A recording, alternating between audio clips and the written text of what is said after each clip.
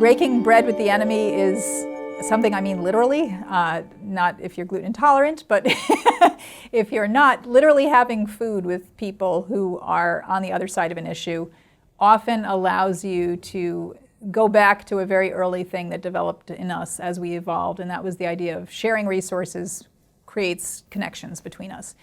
It allows us to begin to understand where other people are coming from. It allows us to have more charity in ourselves with regard to understanding their point of view.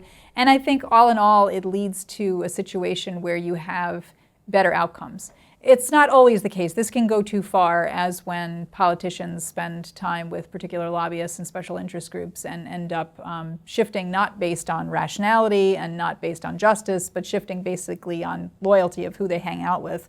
But I do recommend to a lot of activists that they try to literally sit down at a table with somebody who is the enemy and see if they can have a conversation, and preferably to do it over food or drink, because there is something very primal in us about sharing food and drink that allows us, I think, to open our hearts and our minds. If the tools you're using to do activism are tools that can be used in highly destructive ways, I often recommend to people they think carefully about deploying those tools. We don't want an arms race in activism. We don't want a situation, for example, which has happened in many cases, where people go after people's families or children in terms of social media attacks, where they do things that are just out of line, make false charges against people. If you're using those kinds of tools, those are the kinds of tools that then become ever more common in our society, and it doesn't help anybody. So I try to encourage people who do activism to think really carefully about whatever you're doing, would you want it to be done to you? Is it something that has integrity? Is it something that will maintain your integrity? And are you not creating an arms race? Because an arms race isn't going to help anybody. It may sound really strange to say to an activist that a way to be a good activist is to take time to be nonpartisan, because by definition, activism is partisan. And yet, I think it's really important and valuable to step back when possible and try to spend a little time doing descriptive research, not normative research that says this is good, this is bad, this is true, this is false, but rather trying to do descriptive work that simply understands what's happening in the world. One value of that is it gets you knowledge that is useful in terms of understanding how to achieve your goals. But another reason that is super useful is because it actually reminds you of what the other side may be seeing that you may be missing because you're blinded by your partisan side.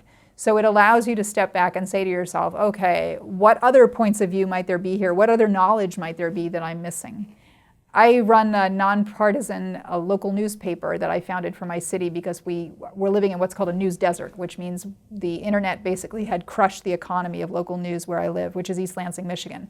And I was really concerned that the people of East Lansing had no idea what was going on at City Council, at Planning Commission. They would just see buildings go up and would be upset about it, but have no idea it was even coming. They didn't know we had a $200 million debt happening, even though we have only 20,000 permanent residents, so that's an enormous debt for our city. They just didn't know what was going on. And so when I founded that newspaper, I realized it needed to be nonpartisan so that people could feel there was a place they could come and get reliable knowledge. And that was pre-Trump. I mean, this was already a problem happening in the mid-2010s. This was 2014 when I started it. And one of the things I've learned from doing that is when I have to do nonpartisan news reporting, it really forces me to step back and say to myself, okay, who might have a point of view that I haven't thought about? And I've got to go out and listen to people I wouldn't normally listen to.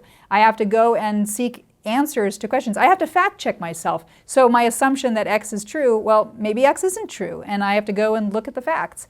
And that really changes how we're all thinking about something. But engaging people in the nonpartisan process, I use citizen journalists. I've really found that it helps them understand that they may not know everything. It breeds a kind of humility. It breeds a desire for more knowledge.